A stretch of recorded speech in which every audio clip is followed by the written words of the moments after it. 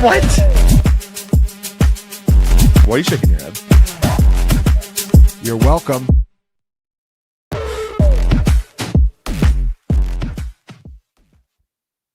Yo, welcome back. Welcome into the best ball breakdown. We are going to be doing 2 best ball mania drafts today with my guy Ryan Heath. We have been live every week of the off season, except for last week we took a little break. This is going to be our last show. A little bit of a bittersweet season, though. This has been a great season in the best ball streets. Excited to draft today. We've gotten a ton of news in the last 24, 48 hours. Matthew Stafford is full go, which means Ryan Arpuka and Devontae Adams bags that were looking. I'm going to admit, they were looking. I was getting a little worried. The first week that Stafford missed practice, I was like, okay, he's fine. And the second week, I'm like, oh boy, we're looking a lot better right now. What's up, chat? What's going on, everybody? We are excited to be back with y'all.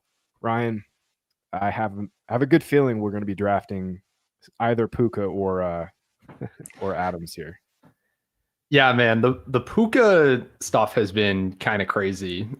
Scott and I and Jacob Sanderson are planning to draft a main event team tonight. And yeah, I will not lie. I shouldn't even say this because we're going to get sniped probably, but I will not lie. The Puka ADPs that we've been looking at over the last week are extremely enticing. So yeah, I don't know how long it'll last. Like every day, it seems like we get another positive update on Stafford. But yeah, I mean, before like any of this happened, I had Puka as my 104. So I'm like contemplating moving him back up. I'm already like well above ADP. So I kind of shrug and say, why bother? But yeah, it's getting pretty exciting here.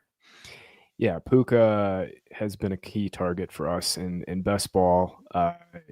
Good luck in your main event tonight. I'm sure Puka will start. He's going to start rising here these last 2 weeks of drafts for sure. I was talking in Discord with the whole crew. Like Devontae Adams is just like an insane value right now too. He's slid in best ball to like 34, 35-ish. Man, he's going 4th round in redraft leagues, which is just an insane price. That lobby filled quick. Sorry if you guys were trying to hop in here with us in this draft. I didn't say it. We are picking 6, so smack dab in the middle. What's up, Father Whale? I see he's in this draft too. He was drafting against us 2 weeks ago, so we're going to be back to back against him. Yeah, I'm not giving you the Boselli jersey. I see you. Tom Tippler, great producer, and your co-host for Dynasty Points. Awesome gift.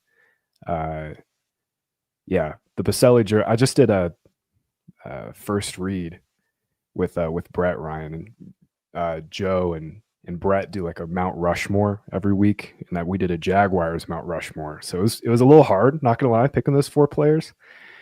No quarterbacks. Brett was like trying to twist my arm into taking a quarterback. I'm like, bro, I can't do Mark Brunell and David Garrard. But Boselli was my 101 for what it's worth. You gotta go that magical Blake Bortles season that was randomly really awesome for fantasy. Come on. No, that magical Blake Bortles season freaking cost us Lamar Jackson. Dude, they were like all in on Bortles. They gave Bortles the extension. It's the reason we didn't draft Lamar. I'm still so tilted by that. Gibbs or Puka here, bro? Puka. Yeah, okay. We've been Puka pilled all year. Yeah, I love the 2nd round running backs. That's kind of the way I've been drafting a lot of my teams. Oh, Underdog updated this screen here. Let me get a little wider. Yeah, I should do it. Yeah, Puka, Lamb, Jefferson, middle of the 1st round, then get a 2nd round runner. That's kind of been the way I've been drafting my teams. Yeah, we're the Puka poppers, that's for sure. Popping a Puka. I'm in the same Greyhound draft room as you. I don't know. That might be a different Graham. I have not done any Underdog drafts. Do they do another Greyhound? I did a Greyhound earlier this year, I believe. So maybe that was the one you're talking about, Dylan. I'm not sure. Yeah, Jimmy Smith absolutely made the Mount Rushmore. Father Will. Yeah, he was my second pick for the Mount Rushmore. I got a little bit of a sleeper for the 3rd one. You'll have to listen to the show. But it was between MJD and Fred Taylor for the last pick. I had to go Freddie T though, my boy. Omar and Hampton in round 5. Where are you getting Omar and Hampton in round 5? So my goodness, yeah, that's a steal. Yeah, I've been drafting him in the 3rd round. I have him ranked at the end of the 2nd round. Ryan, I know you're in lockstep with me on that one. I mean, Najee is still not practicing. Yeah, it's kind of crazy. I wrote this very long tweet today just because I was sick of getting basically the same question about 12 different players, which is like, do you care about their current injury? And this applies to Najee because the biggest guys I care about injuries for are we can go Bucky here. I'm actually Bucky or JT. I've been taking JT over Bucky, but actually yes, JT did not see him. Yeah, it's really close between these 3 guys here, but I like JT the most, especially with Daniel Jones starting. Yeah. But anyways, on the topic of Najee, kind of like the guys I care the most about injuries with is the ones where throughout August, throughout the offseason, their prognosis from the team or from informed sources has just gotten worse and worse. Like these are the ones that you are going to look up in week 6 and week 7, week 8 and be like, why are they still not on the field? So that absolutely applies to like the Najees, the Chris Godwins, the Brandon Ayuks. Like those have all been some like my biggest fades essentially this year. And yeah, the opposite side of that is you just kind of get the best of both worlds with Omarion Hampton because he's going to get basically at least a few weeks of just totally free runway to show what he can do and why they shouldn't spend significant touches on a second back here. When Greg Roman can't even name who the second back is going to be if Najee doesn't play week 1, I interpret that as a bullish signal. Yeah, he was like, yeah, it'll be a rotation. And I like quote tweeted, I'm like, yeah, the rotation will be Hampton 18 carries and some other guy with 2. Like that's, come on, man. Like at this point, there's a chance Najee doesn't play this year. Like that, there's a very, very real chance. I'm forgetting the Chargers beat writer's name, but he was basically saying like there's no chance that Najee plays weeks 1 through 4. Like he's going to be on the NFI, which means he has to miss the first 4 games of the season. And then from there, like if he has legitimate eye damage, which we still don't know, man, he might not play at all this year, which is just wild. I checked my portfolio. I literally have 0 Najee. Like did not click him once across 100 drafts, which feels amazing right now. I've got a pretty big Omar and Hampton bag. Speaking of which, I wanted to take him here. He just went at 3-2. Chad, if you're getting Omar and Hampton the 5th round right now, you're getting away with freaking highway robbery. With the Chris Godwin, Jalen McMillan news, Mike Evans has been a guy I've been moving up my ranks. It's either him or Tyreek here. Or Adams. Go for full Rams, but we can go Evans. Yeah, I have enough full Ram stacks. I feel like at various prices. So yeah, we can mix it up here. It is really close between that tier: Tyreek, Evans, Adams, Higgins. I have Higgins ahead of all 3 of them, but then I've moved Evans ahead of Tyreek and Adams. I think that feels right. With the Godwin's going to miss the first month. Jalen McMillan might not play all year at this point. He severely strained neck. I mean, Agbuka's price is just skyrocketed, correctly so, obviously. This is BBM, so I don't know if we're going to be chasing the Agbuka steam at this point, but Evans in the middle of round 3 feels so nice right now. Yeah, no, fully agreed. And I mean, we got another kind of low-key update today that Tristan Wirfs is not going to start the season on PUP. So he is actually live to probably not in week 1, but he's not like guaranteed to miss the first month of the season now from the most recent update. So that is also somewhat bullish on the Bucs and was kind of why I had pulled back on them a little bit over the last month or so. Yeah, no, definitely a good call. That Wirfs is one of the best tackles in the game. Getting him even in late September would be huge. Andrew, I see your question. No, you can ask any question you want, my friend. Anything goes here. Chris, real quick, Puka over Gibbs in redraft. I don't think I'm there. I think Gibbs is still a really, really high floor pick. I think I got to bump Puka up though. with this news. Big long flat tier of receivers here, man. I'm not taking Brees here. I haven't been doing Pickens. We can go Pickens. That's fine. I feel like we haven't taken Pickens yet this year, even though we're both big time in on Pickens. I think this is our first Pickens pick of this stream here. It's weird on Underdog specifically, just because he goes in like this tier of guys that I like a lot of them. I really like Pickens. I really like Sutton. I really like Travis Hunter. So it's kind of been like a dance for me the whole season, like just trying to balance those exposures and make sure I'm getting some of all those guys. But yeah, I really prefer that like 4 or 5 turn tier of receivers to like anything you're getting in round 3. Yeah, agreed. And you and I've been saying this all year. Receiver just really it falls off, and it feels even worse right now in like rounds 8 through 9, especially into like rounds 10, 11, 12.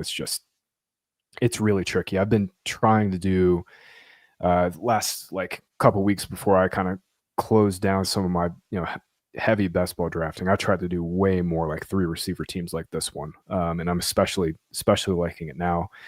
With no Ken Walker going in round 5 anymore, that's gone. He's now going in the 4th. Trevion Henderson's ADP has just been a freaking rocket ship. Yeah, there goes Brees at the 410. This is where he should have been going all year, is like this kind of pocket with Ken Walker, Chuba. Where did James Cook? Yeah, James Cook went 311. Okay. Yeah. Are you in on this Trevion Steam? Are you following him up boards at all? I'm kind of, to me, it's like I really like Trevion. I think he could pay off that ADP. I still don't think he's that different of a pick than RJ Harvey, whose ADP has not moved at all. So I don't know. It's kind of hard for me to be in on Trevion at today's prices. Real quick, we can take Harvey here because I have Harvey over Henderson, or we take Waddle or Hunter for game stacks. Hunter. All right. I knew you'd say Hunter, but I like it. I feel like I've put you on the spot. I'll make the next couple picks here. I'm with you. I've had RJ Harvey over Trevion Henderson all offseason. I have them in the same tier, that running back tier. As Harvey goes 2 picks later. I think RJ Harvey is like one of the best picks on the board. We got super bullish preseason usage in that first game. He doubled up Dobbins in snaps. Obviously, the upside argument has remained the same all offseason. It's that, Dobbins is a 0 in the passing game. Broncos just always have a ton of checkdowns. Javonte Williams was RB7 in target share last year. Trevion Henderson obviously is going to get all the high value touches, tons of passing down work. Do expect him to get some goal line work, but Ramondre is going to cut in on early downs. He has the bell cow upside for sure, but the Broncos offense is just better. I mean, it's a better offense. Nick's in year 2. Better offensive line as well. I mean, Broncos have a top 5, maybe top 3 offensive line. I'm just all in on RJ Harvey. All in. And he has come up a little bit in price though, man. He was like at 63, 64 for a little bit. That was just like a dream to start August. He's come up. That's true. He was a bit cheaper, like right after the Dobbins signing. He's crept up a little bit, but he hasn't gotten higher than he was like at open, pretty much. Like he's never been above middle around 5. So yeah, I still think he's really strong in every format.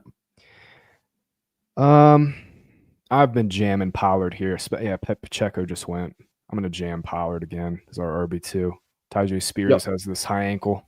Pollard could run away with this job too. I mean, he was just so much better than Tajay last year. Yeah, so much better and so much healthier.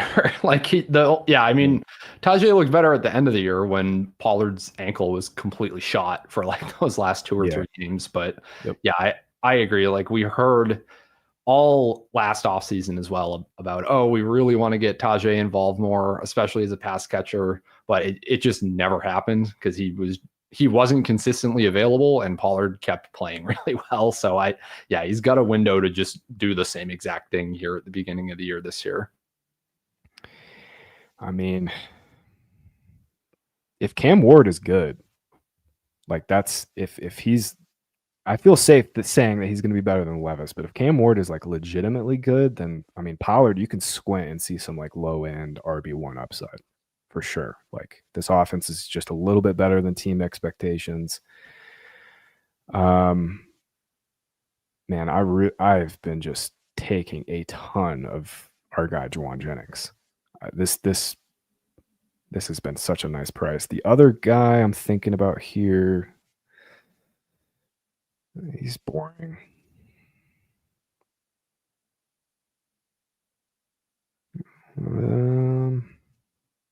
Yeah, this is honestly an okay price for Monty. I'm okay with it, but we have 4 receivers. Like I do want to stay relatively balanced here, but okay, yeah, we'll take Montgomery. He's good for like 12 points every single week. Needs Gibbs obviously to get hurt. All right, now this is where we took Puka over Gibbs, so we're saying that Gibbs is going to get hurt. That's the thesis of this team. Yeah, a little bit of leverage there. That's a really good point. I feel strongly that we need to get aggressive with stacks here because it's going to be kind of hard to get Baker and Dak. Yes, on the same team, and we'll do a 3.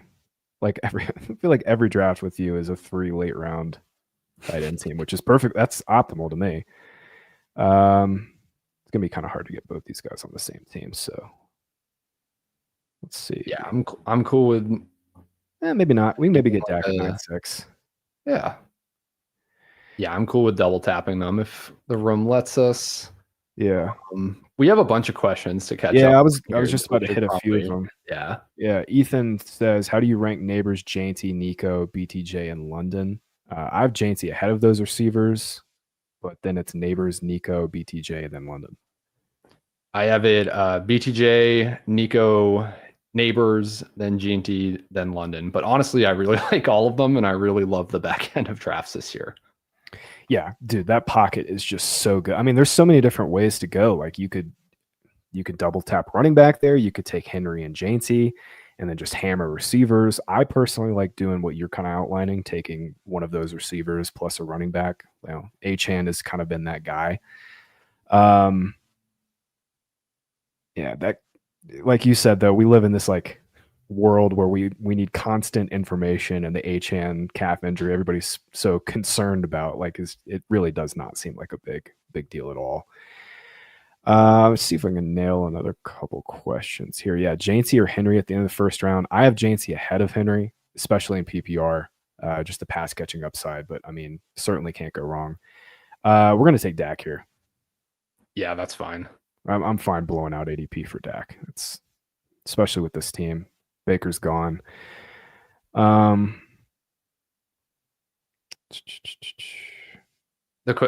question was Henry or Jainty. I also have Jainty ahead. Yep.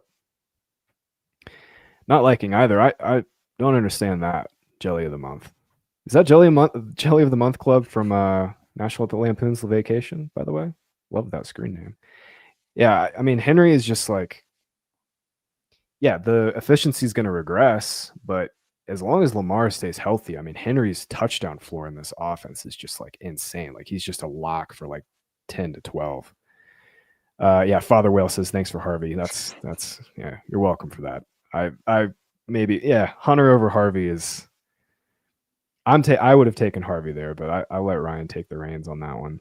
Yeah, I mean, I go back and forth, honestly. I clicked Harvey over Hunter and Pickens, actually, in our draft that we're doing in Edwin's league right now, Graham. So that managed a little bit different, needed a running back more. But yeah, I don't think it's like crazy to take Harvey over those two guys. No. In redraft, like I'm absolutely doing that because the running backs in redraft are just like, it's just so much more valuable over the course of the season, especially this year, because I mean, receiver is just stupid deep. I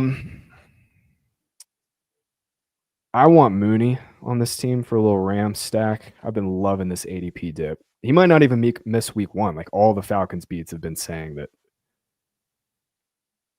Yeah, it sounds like he's fine, or that he is. Yeah, practice return is imminent, I think was the last thing I read. So yeah, totally with it here. All right, we'll take Mooney.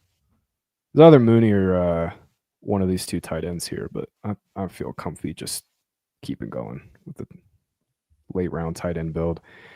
We have 3 different buys for the running backs too. Nice.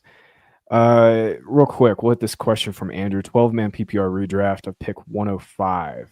Start receiver, running back, receiver. Was going to try to trade up to get Henderson in 4 until you guys just said all that. Yeah, I mean, I think Ryan and I both are taking Henderson in the 4th. 105 would be what? Lamb, Jefferson, Puka. So yeah, I would do that. And then, like we've been saying, those round 2 running backs are great. That's the way I would plan it, Andrew. Yeah, I think it depends how the board falls to you at round 2. Like if I'm taking like AJ Brown over the like Bucky Irvings and Jonathan Taylor's personally, and that's mostly just because I really love the running back value compared to the wide receiver value in round 3. Like round 3 is like round 3 is my Graham's round 2, where I just always want the running backs pretty much. Omari and Hampton there, like a slight Ken Walker reach there is like what I'm all about this year. So I'd consider round 3 running back and just flipping that round 2, round 3, if you're asking for my opinion. Yeah, Hampton in round 3 is just, it's the nuts right now. For all the reasons we kind of outlined earlier in the show. All right, so right here, I kind of want Njoku and then come back and get Lawrence, I think. Yeah, I think so. Yeah, there's no QB I care about other than Lawrence here. We could go May, but yeah, Njoku makes most sense. Yeah. Thought about taking Judkins here too, but still unsigned. Yeah, I don't know. That's scary to me. Just like there was a report somewhere that he just may not get signed until the NFL kind of concludes whatever their investigation is or is going to be. We don't have any actual solid news on that. But yeah, just that it's taken almost all the way through preseason now. Very unlikely a rookie running back that spent so little time with the team is like gonna come in and have a bell cow workload early in the season. JCM going here. Yeah. Oh my gosh. Man, this. Listen, it's Best Ball Mania. We've been drafting this thing since late April. There are people in this draft who have him literally at pick 216, sorry. I would not be chasing that steam. That's me personally. Yeah. No, I agree. I think for Best Ball Mania specifically, he's kind of a horrendous pick in like round 10, round 11. I wouldn't care that much if he steams from round 16 to round 12. There's not actually that big of a difference there. But yeah, round 10, when there's like actual productive quarterbacks and tight ends that you can be taking instead, it's pretty rich to me. And I'm still not like, I don't think Brian Robinson is going to lead this backfield in carries or anything like that. I also don't think it's like a lock that JCM is either. So yeah, I think we've gotten a little over our skis in the industry on JCM. Yeah, he's another he's like another point for the fantasy football attention economy, because it was like back to back days where it's Brian Robinson is available for trade. The next day, it's Brian Robinson's going to sit out of the preseason game because he's available for trade. Then JCM scores a touchdown in the preseason game on Monday, when it's one of the only games happening. And then it's an additional the Commanders would take on salary. So it, like, with every additional piece of news, the hype in the ADP just climbs higher and higher and higher, even though nothing is really changing from what we knew in that Sunday through Wednesday like kind of sequence. But yeah, that's the attention economy in action. Dude, I love that. The attention economy. We live in this like instant gratification world where nobody has the attention span anymore, and we're all like addicted to the instant news and stuff, and we just can't process information in a way that like is efficient. Like, Trevion Henderson's another good example. Even though you and I have both been pretty bullish on him all year, like, just because he had a 100-yard kickoff return and did look like the fastest guy on the field on that return, Doesn't necessarily mean that he should be going from the 60s to like 38. Nothing's really changed unless Ramondre is like legit hurt. Ramondre does have a minor injury, in which case, then yeah, that would definitely necessitate that move. But the thing with JCM, man, is like Austin Eckler's role hasn't changed. Like he's going to play 40 to 50% of the pass downs. He's got like a little bit of goal line upside. Jaden Daniels is still going to be heavily involved near the goal line. By the way, I'm feeling a little 3-5-7-3 with this team. We'll take Stafford. We don't have to take Stafford here. I did just throw him in the queue. I'd kind of want Strange, I think, ahead of him. Yeah, we only have Njoku at tight end still, right? Yes, sir. Yeah, Strange is good for this team. Yeah, it makes a ton of sense. I'm not seeing any running backs that I'm thrilled with here. Not taking Tajay, obviously, with Pollard. Yeah. I mean, Algier is kind of decent for game stack and could be talked into that. Yeah, let's do Algier. Okay. Strange doesn't really move the needle a whole lot for me, especially with Hunter. We need Hunter to like smash. You know what I'm saying? Like he needs to be the clear number 2. All right, we'll take Stafford next. Let's see a couple more of these questions here.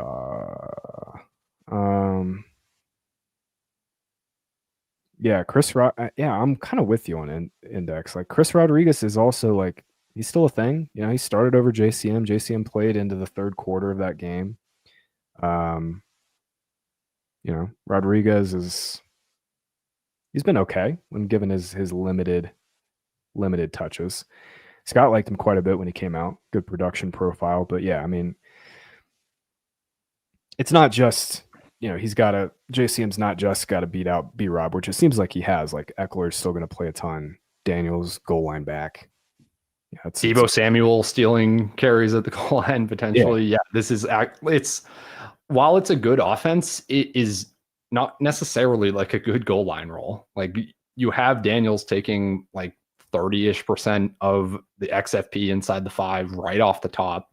Eckler wasn't like a non-factor at the goal line last year. Like, yeah, it's not like total smash. This guy's going to get every single goal line carry that it might be on a different team.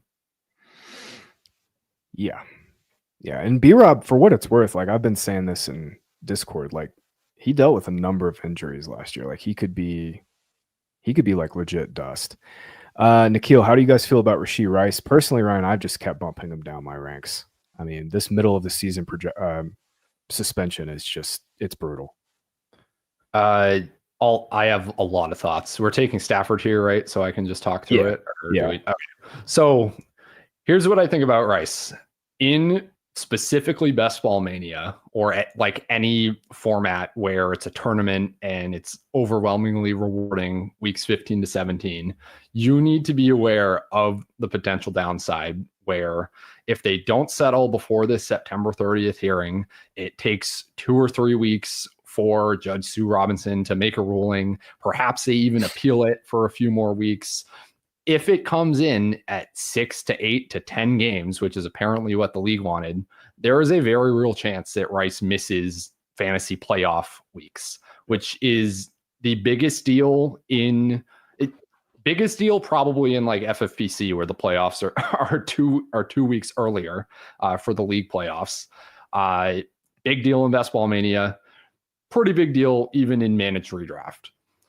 But I think a managed redraft PPR league is like the best place to take Rice. And the reason for that is you can be more strategic with your build because assuming that we're just going with it's going to be a midseason suspension, then you can say, okay, I'm going to take Rice. He's going to help me out over the first month to 6 weeks of the season for sure. And then that's going to give time for my rookies or whatever to gain their full roles, and then I'm off to the races and I'm fine and I won't need him as much. So yeah, it's really K-Dot in here. Yeah, it's either. Yeah, I guess. Yeah, kind of. Jonnu, I guess. Let's do Jonnu actually. Yeah. Yeah, I'd rather have Jonnu. But so yeah, it's really tough. If it was a 4 to 6 game suspension that we knew for sure at the start of the season, Rice would be a great like round 4 pick or like a 4 or 5 turn pick. I would be happy to click him in round 5. I think you can click him in round 5 in managed redraft home leagues right now. That I'm okay with that. But yeah, you have to be really aware that you're going to have to build around him basically. And it's hard too, because yeah, we don't actually know if they're going to settle before the season or if it's going to get dragged out into the middle of the year. Personally, I'm not taking him in round 5. There's just way too many receivers in that pocket that we've identified between Tet McMillan, Jalen Waddle. I know you're not super in on DK Metcalf, but I like Metcalf there. I love George Pickens.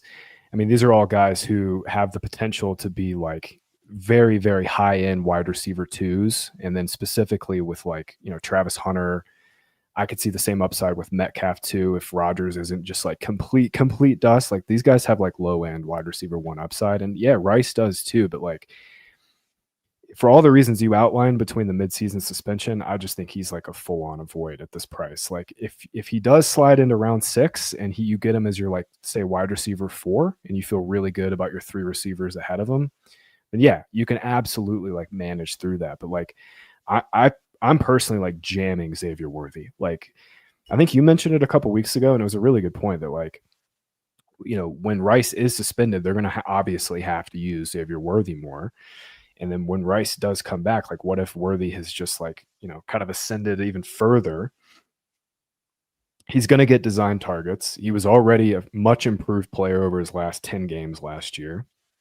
Like to me, you're right in the sense that Rice is like a much, much better pick in managed leagues right now than he is in best ball, especially if he misses if he misses the bulk of the bye weeks, like that is just brutal.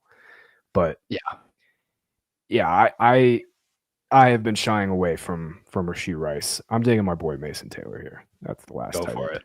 Yeah. Yeah, no, I agree. I wouldn't take Rice over any of those like 4 or 5 turn receivers you just listed, because wide receiver scoring on a week to week basis is pretty volatile. I wouldn't pick any of those guys to average more fantasy points per game than Rice.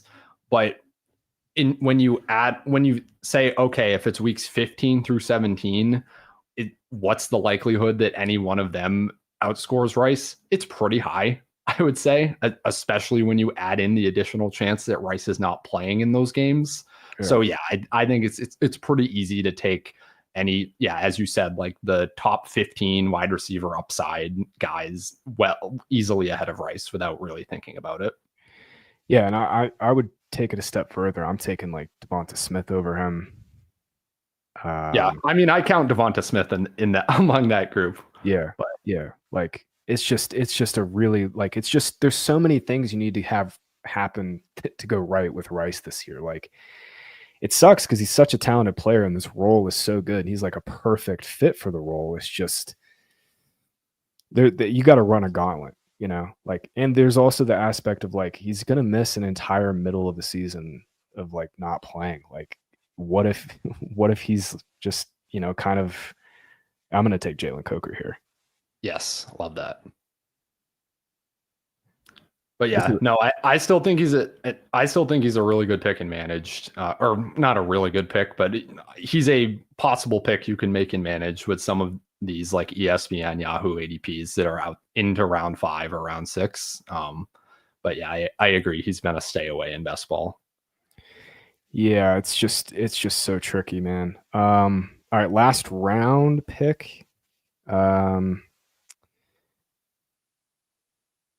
Chris has twisted my arm into this guy. We could do this with a little DAC stack. I mean, it's just like a huge long. We could take Troy Franklin here. Is Manor gone? Yeah, I know. My boy, dude, he keeps going so much earlier now. Yeah, he went like 2 picks after. Or yeah, 2 picks. Where did he go? I saw him go. No, I can't see him. There he is. 16-11. Damn, Torrey Horton in round 16. Yeah, okay. Horton and Io Manor. I wrote both of them up as late round, like last round picks back in June, and they're both now getting steamed in around 15, 16. There goes Franklin too. I don't really see it. Chris loves Turpin's projection. I don't really see a whole lot of upside with it though. Yeah, agreed. I can say that about everybody else here though. Yeah, I too. know that's what I was just about to say too. Like I think we're pretty much at like peak information in terms of like wide receivers that could matter. We kind of know about all of them now, I think. Yep. Yeah, all right, we'll just do a little double stack, whatever. Maybe Turpin has one huge game. Nice little team though, man. Picking from the 6th spot is definitely a lot better with Puka back in play.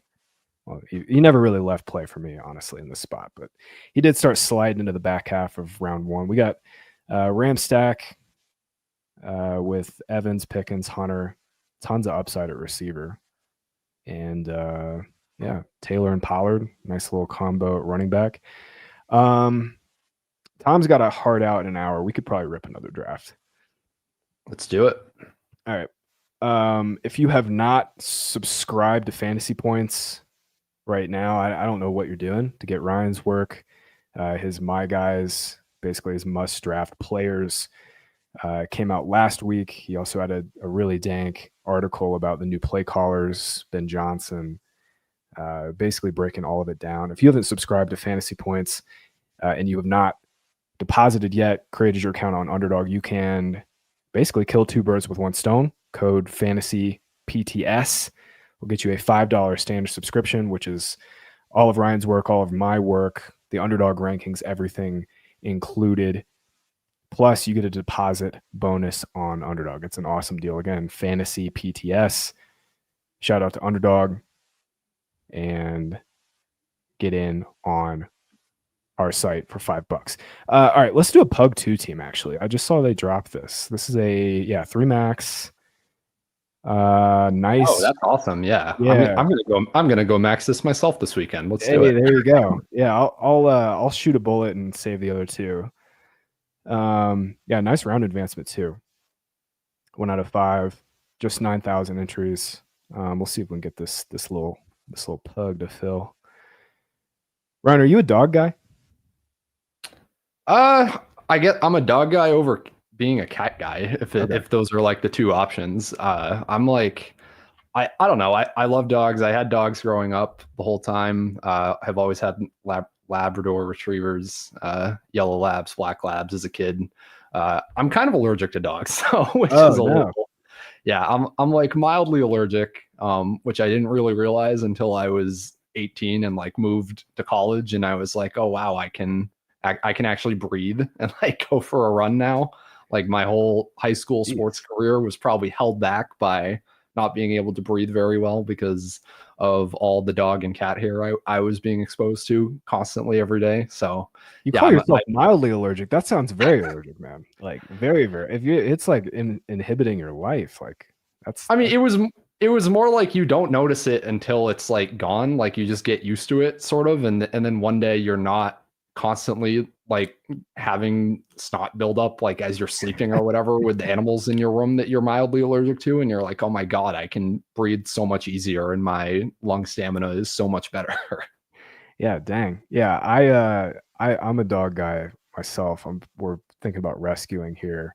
My buddy has a pug, and it is such a cute dog, but man, they are just the loudest breathers on planet Earth. Like, louder than what I would imagine bears breathe like. I don't know, but just for a small animal, like their breath capacity or whatever is just insanely low. Ryan, you got to stay. You sound like my wife is like deathly allergic to cats. My family has a cat, super cute Scottish fold cat. But we went to Florida a couple weeks ago, and she literally basically broke out in hives because of the cat. She had to take a bunch of Benadryl and looked like she was scratching at her neck all the time, man. Yeah, no, unfortunately, dude, you might not be able to have a dog.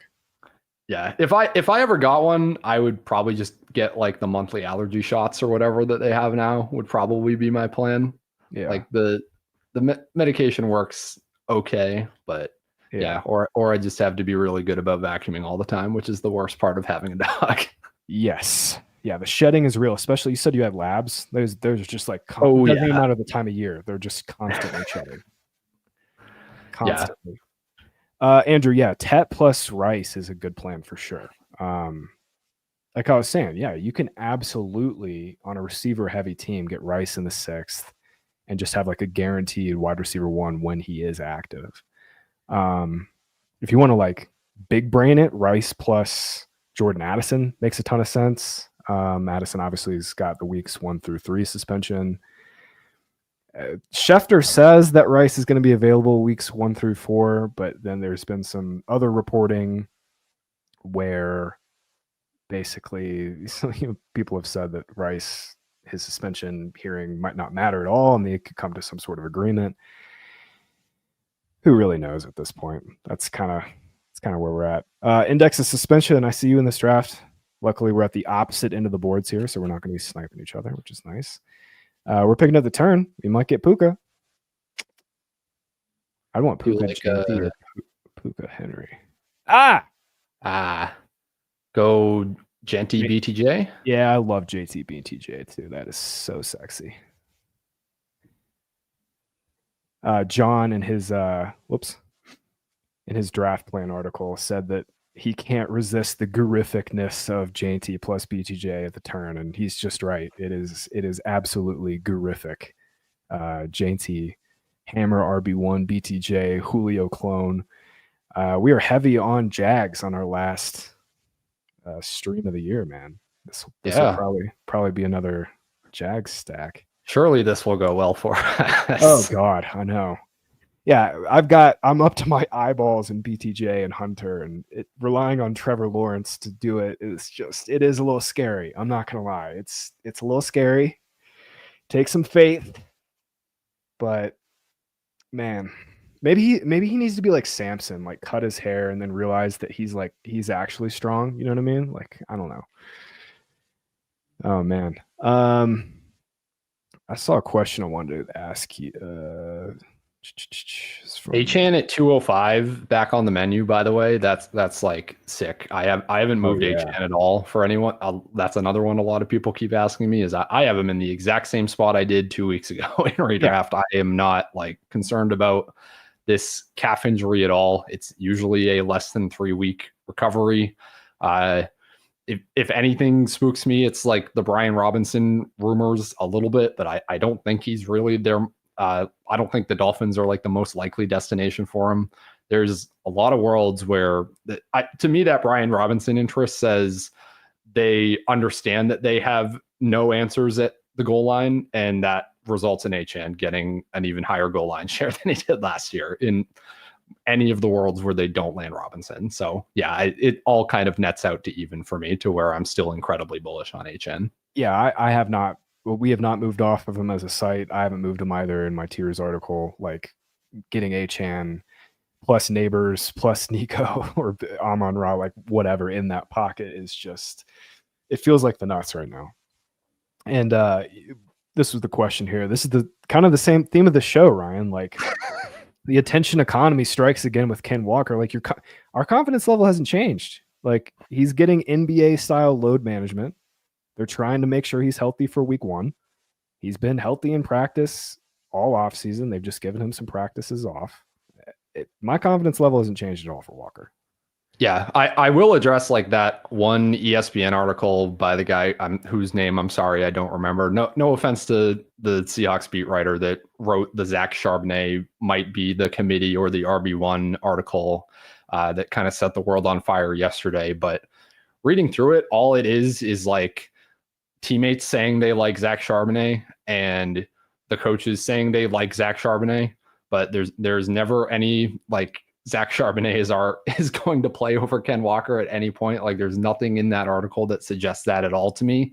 It read very much like projecting beat reporter frustrations with Walker missing practice days onto the team, when it's the team that it sounds like are the ones that are managing him and having him go every other day. That's literally their plan. People have been saying literally since the day that Charbonnet got drafted that he's going to force a committee with Ken Walker, and it's literally never happened when he's been healthy. So yeah, no, I'm not wavering on Ken Walker at all. What was I in like a mental pit of do I have all the right answers or am I deluding myself? At one point in the last 24 hours, yes, but I've clawed my way out of that. I still have full confidence in my Ken Walker ranking. Yeah, listen, man. We're never gonna have all the answers in this game we play, but I feel very strongly that Ken Walker. Like, it's been how many coaching staffs have made him the clear lead back now? You know what I mean? Like, this will be the third straight one where he is their guy, and Zach Charbonnet is a super valuable handcuff, like top 12 running back. When we're taking Evans and Tet, right? We could take Ken Walker here if you want. Yeah, we could go like Tet Walker. Sure. I wouldn't hate that. That's a week 17 stack. Right? Yeah. Sorry, my brain. I was just thinking about Mike Evans for a second. Yeah, we don't have to take Evans again. We'll do that. Yeah, nice one. Yeah, this is how I would draft in like a redraft league too, in a managed redraft league too. Yeah. This is a start I would like to have, by the way, for people that are asking me what I like to do from the turn. Yeah, very sexy. That's the thing with really, I mean, every year at the turn, you're going to have to kind of have a few picks where you blow out ADP and get a couple of your guys. But I think it especially makes sense here this year with Ken Walker. I can understand if you're like super. I'm not to the point where I'm this high on Trevion Henderson, but I can understand too if you started with two receivers and you just really feel strongly that you got to, get a hammer running back. I can understand that for sure. In Nexus position, 30 paces back. Get your guns up, my friend. Now we're we're like more than 30 paces on the board across each other. Wanted to ask you, who was it? Sorry, just blanked out. Oh, any changes at all for you with the, locked in Joe Flacco starter? Like, I don't know how long he starts, but I mean, Judy and Joku, even a little Tillman action, like it feels really good. I mean, their schedule is really difficult to start the year. They're going to have to throw a ton. Have you made any changes to those guys with the Flacco locked in news? Not really. I mean, I've been high on Njoku for most of the entire offseason. I have liked Tillman over the other receivers that he has generally gone around all offseason. I've kind of just always assumed that Flacco was the most likely week one starter. I do think he's unlikely to be playing in weeks 15 through 17, which is kind of the limiting factor for any Browns love that that you have to think about. Nothing has really changed how I approach this team. I do think that either Shador or Gabriel or both are going to start games at some point. I did write recently that Gabriel is kind of one of my favorite like dynasty buys right now, just because there's it. What'd you say? No, I just said I love that call. Yeah, because as with any quarterback in Dynasty Superflex, like he gains value the moment he's announced as a starter. If it comes like after Shador fails, or if it comes before Shador, like there will be some additional kind of excitement there. And it's like two guys that have been holding back each other's ADPs kind of all off season. So yeah, I'm pretty interested in Dylan Gabriel for which you can get for like a third round rookie pick in Dynasty right now. Yeah, he's the clear backup right now. Like the Browns coaching staff has been pretty adamant. Flacco is actually going to play this weekend. They're going to do like a little dress rehearsal where he'll probably play a quarter, it looks like. And then they've said, it'll be Gabriel as the two. Then Shador is going to play. Obviously, Shador missed last week. He dealing with a pretty minor injury, it seems like. But yeah, I'm with you on that. I think Gabriel makes a ton of sense in Dynasty. If you're in like a deep super flex league too, like say you're drafting like a 20-round team or whatever, stashing Gabriel for late season also makes a little bit of sense. Flacco holds some pretty nice QB2 value in super flex right now. Like he's got that Jameis Winston, 300 yards, 2 touchdowns, 2 picks type, upside ceiling. Chuba for me here, if we can get him. Man, the receiver just died. Yeah, Chuba's fine. Yeah. Chase Pearsall. I mean, who cares? It's new contest. You can just take Pearsall here. Yeah, that's fine by me. I think I might take Pollard again We have Genty, Walker. Yeah, we could take Pollard, or we could go Connor. I'd go Connor over Pollard. Okay. Yeah, no, I'm with you. Good call. Good call. Week 8's gonna suck for us though, but hey. Oh damn! Yeah, I didn't. I honestly, I think like maybe this is like just I don't know, nonsensical thinking, but like you just whack out all your buys at once, then you have all your running backs active the other 14 weeks of the regular season. I think buys are overrated anyway. Andrew says, how much value should you put into ESPN mock drafts? Not at all. There are people that go in there, and I swear to God, they're on crack. They don't know what they're doing. They take Josh Allen 2 overall. Don't put any stock at all in those mocks.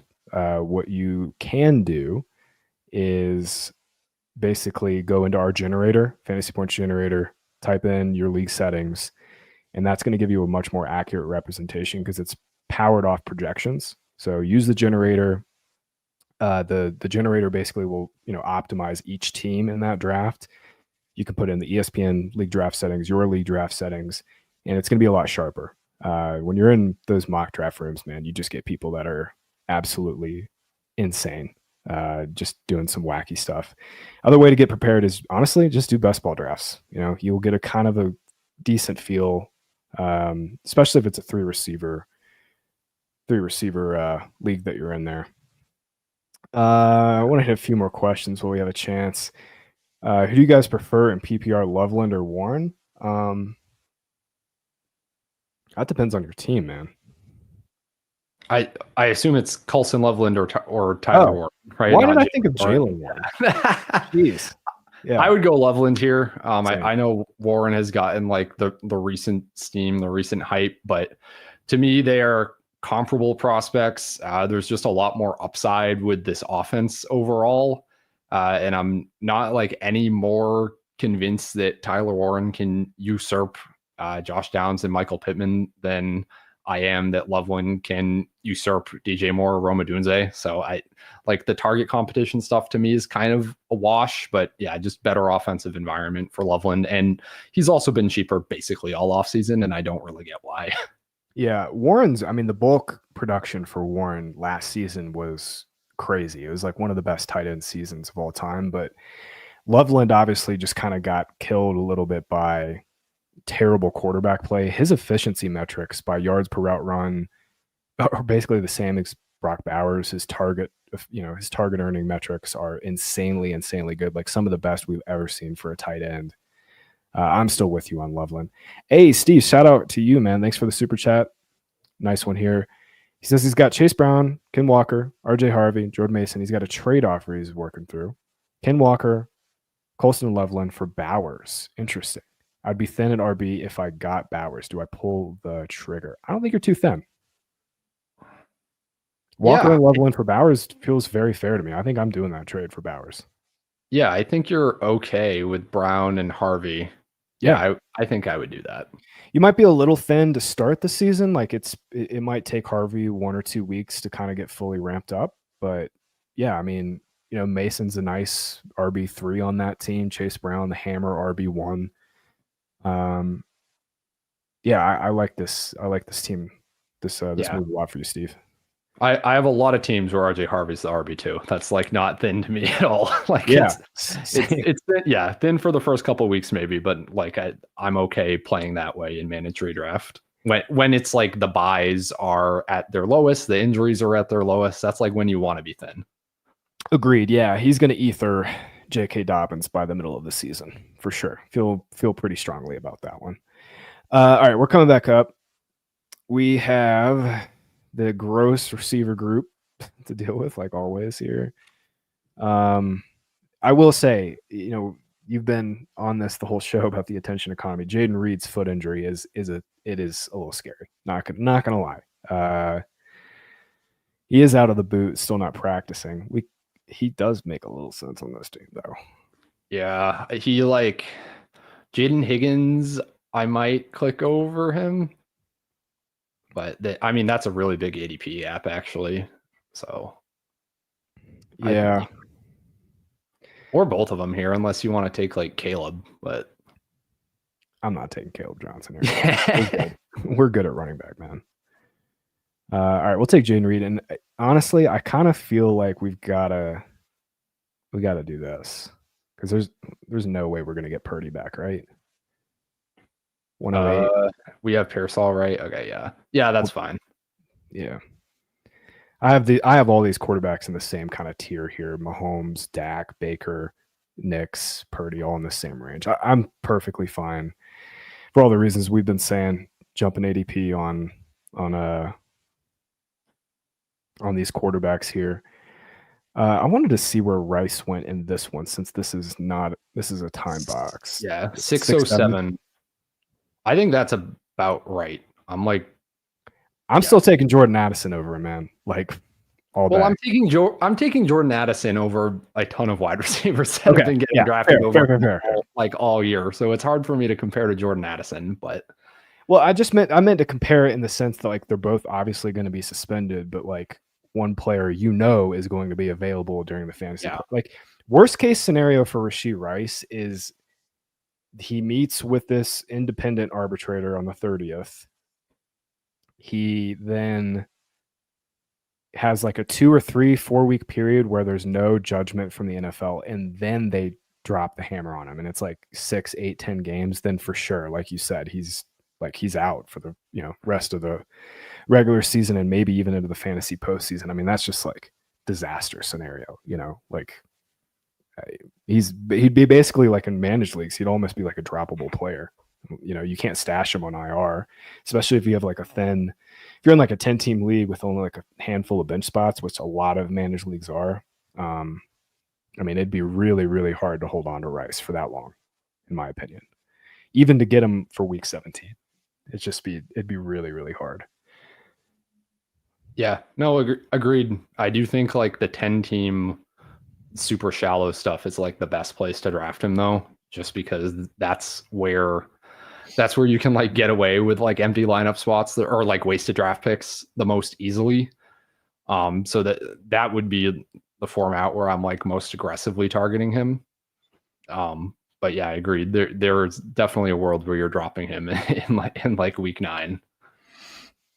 Yeah, because the last time this happened, I think Tom Brawley was saying this, that like it was with Zeke, and there was like a 3 or 4 week window after his meeting, where they were just kind of waiting. I personally don't understand why they're dragging their feet on this. This has already been decided by the courts. Obviously, he's taken basically taken a plea essentially to kind of get this ball rolling. But this is the way of the NFL. Wow, JCM at 9-1. Woo! Holy. Yeah, completely undraftable is what I'm learning about JCM here on Underdog. Yeah, damn. I mean, I didn't want to be like the stick in the mud that was the anti-JCM guy, but oh my god. Yeah. Again, this will be a split backfield with Austin Eckler. Like there is, unless Eckler dies this season, there is no bell cow upside with JCM. I just, man, okay, like. It's not that different than clicking Cowboys running backs or Jaguars running backs is how I look at it. It's worse, dude. It's way worse because of Jaden Daniels. Like Dak is not running near the goal line ever. Trevor Lawrence could, but he won't. Like, yeah, it's way worse. And with Dallas guys specifically, like. I mean, it's just wide open. Like with Washington, again, like you have Austin Eckler has not died yet. Looked pretty good last year. Like, yeah, he's not the same player he once was. He's not going to ever be a bell cow ever again. But no, you're not being a stick in the mud at all. That's an insane price. But hey. Yeah. I mean, I've seen the screenshots where he's going at like 60 overall or like going 7th or 8th round in like on like main event teams, and I just I can't do it, guys. Yeah, there's somebody in our Discord was saying a couple days ago, feels like weeks ago, was saying that he saw him like at 90, and I was like, dude, that's crazy. And now he's gone in the 90s in both these drafts. Like I will not be clicking at that price. All right, back on the clock. I'm feeling Mooney again, actually. Yeah, We could take Luther Burden as well for a little game. yeah, I like stack. Burden. Yeah, only other consideration is maybe Drake May, but I'd want to go Caleb Williams with Burden. We'll just good call. I totally didn't even. now we'll take Burden here. We'll just wait on quarterback. We'll take Lawrence or Bryce Young or both. Yeah. I'm resigned to just getting all my Drake May exposure and manage where he's just like such a better format fit, I guess. Where it's like, yeah, stacking matters way less. That's like the only thing that sucks about Drake May is there's no like obvious great stacking options aside from our boy Hunter Henry, of course. So yeah. I was about to say, how dare you besmirch Hunter Henry? If he's going to be on all my managed teams, then I think I'm okay not being like super overexposed on Underdog. Yeah, no, you're right. Yeah, I May and Fields have been my main guys for managed. I also love Purdy and managed too. Super high floor. Niners schedule is just awesome, like easiest in the NFL. You can pair Purdy and May, Purdy and Fields very easily. I mean, all three of those guys are going in well into the 100s. Obviously, an Underdog, you get the quarterback scarcity, so they go a lot earlier. But yeah, in managed leagues, I mean, it's just like it is such a good year for late round quarterback. This is one of the best years, Ryan, I can ever remember for late round quarterback. Like last year, it was a terrible year for it, and that's the way it played out. The elite quarterback smash. This year is like, I feel like almost the complete opposite. Yeah. It's been like a real tightrope dance that I've been doing in all my content. Because like the data over the last few years, like kind of screams that early round quarterbacks are very good. And I do think they're still good, but yeah, we haven't had such a large collection of guys with this much upside in the late rounds for at least a few years. So I'm fully on board with that. I think you can go either way in managed. I don't know. I feel like this is the part of the offseason where I feel like I'm just repeating myself constantly. Like, yes, in shallower leagues, 10-team leagues, definitely down with Jaden Daniels and those guys early in drafts. But yeah, the sharper the league, the deeper the league, the more flex spots or wide receiver spots in the league, the more I'm just gonna sit and wait for the Drake Mays, the Justin Fieldses of the world. Yeah, I'm with you 100%. Yeah, 10-team league where you only got like 7 starting spots with your receivers and running backs, then yeah, absolutely. Like Allen, Lamar, Daniels, all those guys make a ton of sense. Man, dude, dang, I wanted Lawrence. I know that's sad to say, but just saw him go. We'll see if we can get Love. Other than that, we might have to.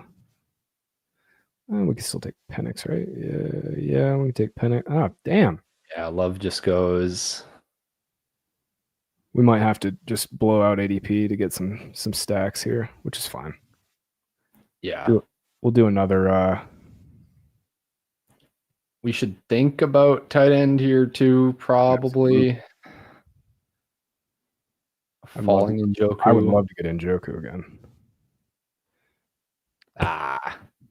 We gotta stop doing that. Yeah, I know. We gotta stop saying that. It's just a curse every time. Man, Mixon this is again not time box. Look at this. That is kind of crazy. I don't think I'm clicking them here, but yeah, I am not either. Not for this team. We don't need it. All right, we'll just double tap, I guess. Yeah, I think it's fine. Like there's not that big of a difference between early round 12 picks and like round 14 or 15 picks in terms of like actual hit rate or draft capital expended or anything like that. That's not like a reach that actually matters. Yeah, and Chris has some data from a couple years ago when he was in the Big Data Bowl where he's basically found that like reaching for quarterbacks for your stacks in the late round actually increases the value of your team, which makes a ton of intuitive sense because, I mean, there's just going to be so many running back and receiver busts in this pocket, just getting the sure thing for your team. It not only increases the floor, increases the upside, also is like an opportunity cost thing while, your opponents are drafting guys that are pretty likely to bust or never see the lineup. You're getting like weekly fantasy points from your stacks. So, and this is a particularly great year for late round quarterbacks, like we've been saying. All right, let's hit a couple questions here from chat. Dynasty League from Diallo. Yeah, Diallo. 2 flex, receiver, running back. Get Barkley, Bucky, Kyron. Would you take? Oh, he says he's got Barkley, Bucky, Kyron. Would you take Taylor or Allen? Josh Allen? Yeah, Jonathan Taylor or Josh Allen. Am I parsing this right? Yeah. Okay. I would personally take Allen with those running backs, I think. Yeah, I'm assuming this is one quarterback, obviously, but yeah, and I'm also assuming that this is if it's only 2 flexes, it's like not the deepest league, which makes the elite quarterbacks a little more important. So yeah, I would take Josh Allen if you've got that room already. Yep. Yeah, I agree. Yeah, you've got 3 hammers at running back, and Bucky, Barkley, Bucky specifically, obviously, he's got long production window. Barkley, Kyron, probably solid for the next 2 to 3 years. We always say that with running backs; they can fall off quickly. Yeah, you're good there. Cheese, mac and cheese. He says, drop Kincaid if I have Loveland for Ollie Gordon or Will Shipley or Ray Davis. I think I would. Loveland and Kincaid are honestly kind of the same bet because Kincaid is not ever. I don't think he's ever going to be like a full-time 80% route share player to begin with, and like Loveland's definitely not going to be that to begin the season. So yeah, get your stash. Jalen Wright got hurt today, and Ollie Gordon, to my eye, has looked better than Jalen Wright this preseason. I think I would have Ollie Gordon over Shipley for sure. I think I still prefer Ray Davis though. Like if James Cook gets hurt, like Ray Davis's role is going to be sick. Yeah, you're right. I think.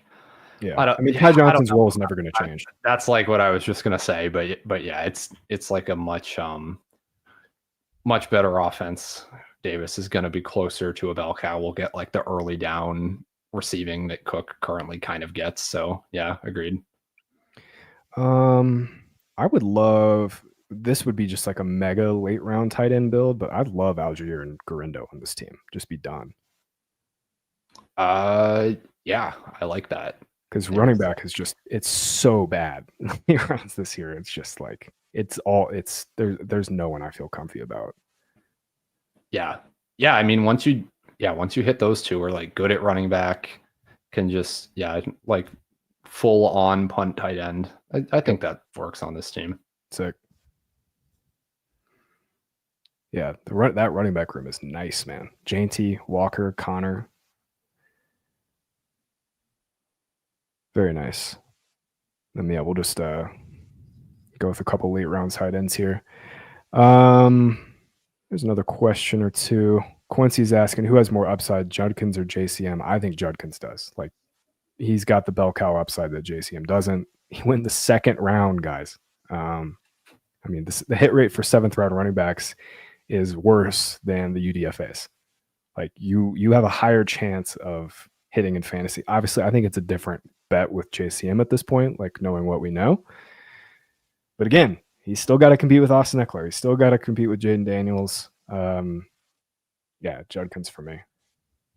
Yeah, no, I'm on board with that as well. Judkins has higher upside. I suppose that means I'd rather click Judkins, which is that what ADP currently shows? I don't think so. I think JCM's going higher right now, right? Yeah, he definitely did in this draft. Let's see. McCroskey Merritt went 9-1.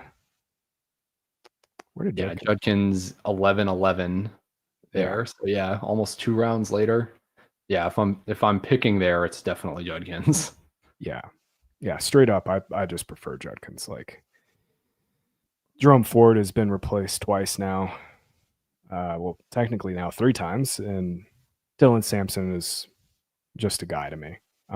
There was a report from Diana Rossini this morning that said that the Browns are in like discussions for a running back, which makes no sense. Like, I think that makes sense. Really? Do you just think Ford's bad? Well, Ford's bad. They've been trying to replace him for a while now. They tried to replace him twice in the draft. Judkins, if they're of the thought that they're not even going to sign Judkins until he's cleared by the NFL, or that he's going to end up going on the exempt list as soon as he signs, then yeah, I would definitely be looking to add running back depth there.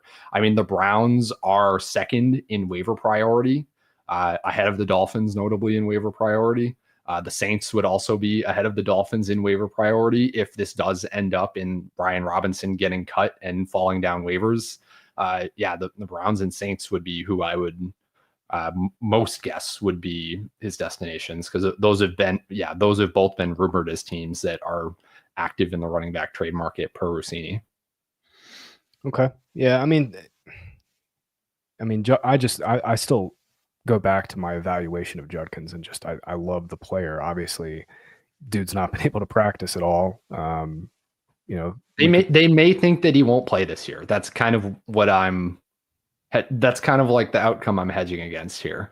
So I think Judkins is a way better pick in managed than in best ball for that reason, because you can drop him in managed if it becomes clear that he's not going to be a contributor this year. Yeah, especially in like shallow managed leagues. He's going in like the 9th, 10th, 11th round. Like you're 50% chance you're going to be dropping that dude anyway. So I'm with you on that one. All right, this is going to be a gnarly tight end room. Like super, super gnarly. But hey. We could go I like Jonnu for sure. We could go Jatavion as part of our Panthers stack. He had a role when Tremble was out last year. It sounds like Tremble's going to make it for week 1, but it could also just be Tremble's missed the entire preseason and Jatavion is the one there. So that's at least an angle. Yeah, we'll do that. We need to get some level of floor with Jonnu, and then Jatavion's definitely got some upside for sure. Field stretcher. All right. This team shook out all right. I think I like our first team a little better, but this has worked out. We've got a little Panthers Seahawks game stack going. A little Niners plus Burden. Receivers are nice, man. Especially if Pearsall is the real deal.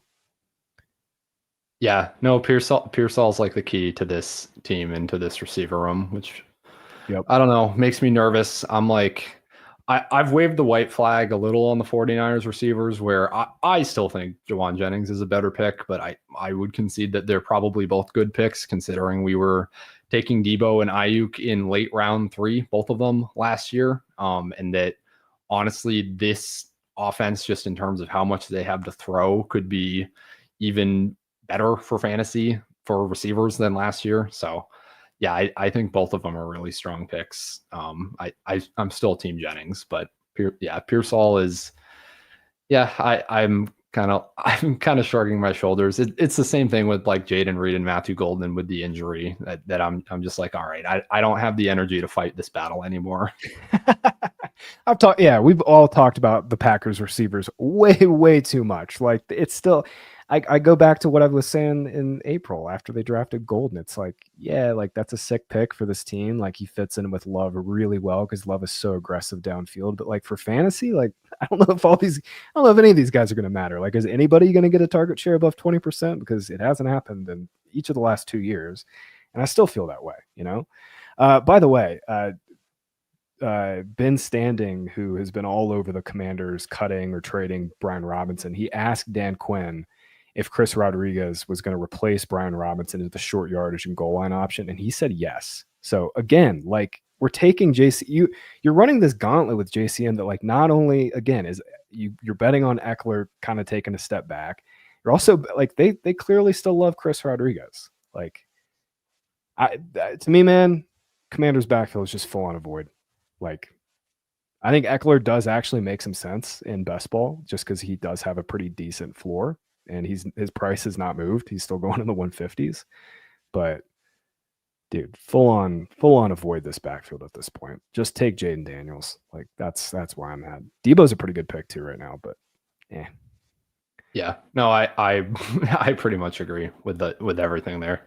Dude, like it's just like look, you think about back to last year, Ryan, when you're writing up your weekly articles. Were you ever like, oh man, Brian Robinson's an awesome play this week? Like, no. No, literally never. Yeah. Exactly. Literally never. Like, same thing with Eckler. Like, it's like these guys are just like barely flex viable. And I feel the same way. Like, these guys are going to be, unless there's an injury, unless Eckler gets hurt or he's just completely dust. Dude, these guys are like just flex worthy players. Just don't. Even when there was an injury, we were getting Jeremy McNichols on a 40-50% snap share. Like, I don't know that you even have like the contingent upside injury out here in this backfield. Like, No, he will find a guy. He will find a Chris Rodriguez, or I do not know who else is on their depth chart outside of the top 4 guys, but they will find somebody. Yeah, he'll go get his boy Michael Carter from the Cardinals or something for like a 7th round pick and just slap him in the backfield. Like, Cliff does not give a single shit. All right, I don't know what else to do besides this here at this 3rd tight end spot. And Thielen, we could go a little Thielen. We actually need Thielen for this team. Yeah, I like Thielen here. Schultz or Elijah Arroyo? I go Schultz. The Arroyo stuff does not sound great right now with AJ Barner. Yeah, like, AJ Barner. Yeah, AJ Barner is going to play quite a bit, it seems like, which is gnarly, super gnarly. All right, this worked out all right. I think we ended up with like actually somewhat usable tight ends and Jonnu and Schultz and shoot for the moon with Sanders. Thielen might get moved. There's some rumblings, some rumors that we're hearing about Thielen getting potentially moved to the Vikings, which honestly would make this even a better pick, to be honest, because he would have a huge pathway to playing time. Jalen Naylor is apparently like legit hurt, might have broke his hand. But nice little team to round out our best ball streaming season. Tom, we got you out of here 20 minutes early. JCM's real quick. I got to hit this comment. JCM's real ADP should be in the 120s. I don't know about that. I really, again, it comes down to like a team build thing, man, with Quincy. Like, I still prefer the quarterbacks and tight ends like greatly in that range. I think his real ADP should be like 135, 140. Like, yeah, I think you should go after Bishal Tutin is my strongest stance. Yeah. Yeah, JCM should not be crossing, like we were talking, he should not be crossing the Jags and Cowboys backs. He should be going in that pocket with Javonte, with Tutin, with Bigsby, ahead of like the clear handcuff guys like Algier, ahead of Garendo. But yeah, man, I'm not chasing this crazy steam. Guys, good hanging with you guys all off season. I hope you absolutely crush your last 2 weeks of best ball drafts. Ryan and I will be in Discord every day answering your questions if you guys have any. Continue to update and refresh content as we get into the thick of draft season. Ryan, this was a blast, man. Really good stuff all year. Yeah, no, had a really good time. Was privileged and very excited and happy to join you this year. So yeah, here's to a successful best ball season. Surely we drafted a millionaire here. And yeah, I'm looking forward to watching it play out. Yes, sir. Yeah, we mainly stuck to best ball manias. We got some puppies in this year. Got a little different here with this pug, but yeah, we've I feel good. We've drafted some really, really sound teams. Finished it out strong here. We're gonna see you guys at the top of the pug leaderboards with this squad, and we'll see you up there. For Ryan, for Tom, we'll see you guys. What? Why are you shaking your head? You're welcome.